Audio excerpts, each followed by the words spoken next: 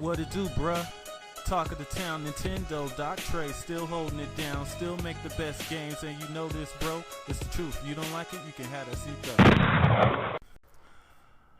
Alright, so this is very disappointing. So I've seen actually several Nintendo fans actually tell me that I care more about being right than the Nintendo system being good. Are you serious? Are you retarded? I care more about being right than the Nintendo system being good? And they're saying this because of all the Tegra videos, the videos I've been doing on Tegra, ARM, and even the stuff that I post on Twitter. But here's the crazy part. My reasoning for making videos on Tegra, for making videos on ARM, was pretty much to prepare you for what now it seems like the inevitable possibility that the Nintendo NX will use ARM, will use NVIDIA, will use cartridges.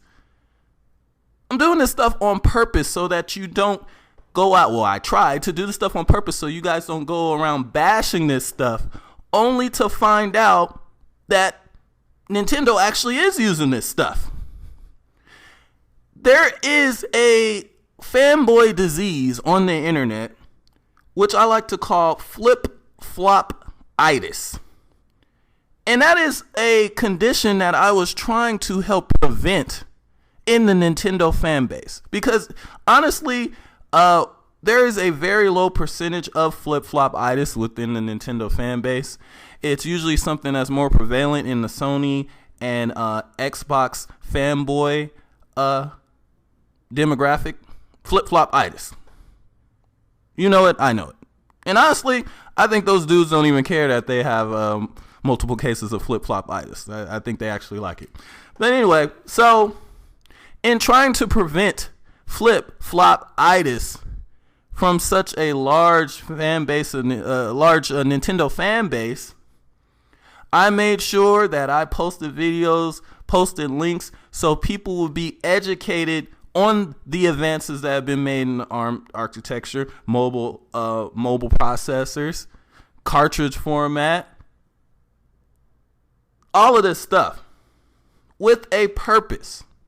Because usually, when I am met with so much opposition on something that I say, I will never post all of the research and all of the things that I've found out about it. I will just make the statement knowing that they're probably wrong, keep all of that to myself, and when it comes out and gets confirmed, that's when I start whipping up the crow burgers.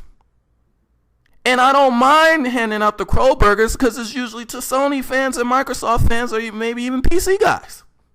I don't care about being Chef Crow Burger RD when it comes to those dudes. But it's different with Nintendo fans. I'm a Nintendo fan. I love my fellow Nintendo fans. I don't want y'all to have flip-flopitis. But honestly, that is exactly what's going to happen to a lot of these people. If all this Tegra and NVIDIA stuff becomes true, a lot of these people that are saying, oh, man, Tegra processors are garbage, this hybrid stuff is retarded, and I don't want NVIDIA. A lot of these same people, most of these same people, the moment that system gets shown and it's announced that all of that stuff is true, they're going to flip-flop. They're going to all of a sudden become NVIDIA fanboys. They're going to love Tegra and all this stuff.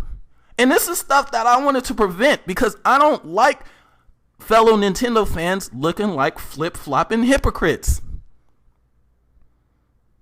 That is what I was trying to prevent. You got people going so hard on either direction, whether it's Tegra or x86, but the truth is, either one is possible. Either one. They could both happen. Now, at the moment, in my opinion, there's way more leaning towards NVIDIA and Tegra than anything. But as we've seen with Nintendo, anything could literally happen.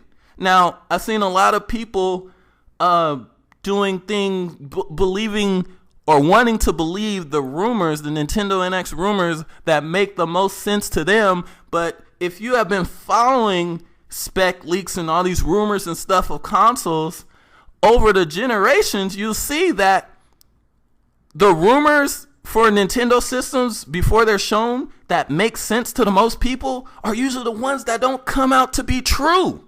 It's usually the things that make people be like, oh, what? Wait, what? What are they doing? That's the stuff that ends up being true. And the denial with this Tegra stuff reminds me of exactly what happened with the original Wii.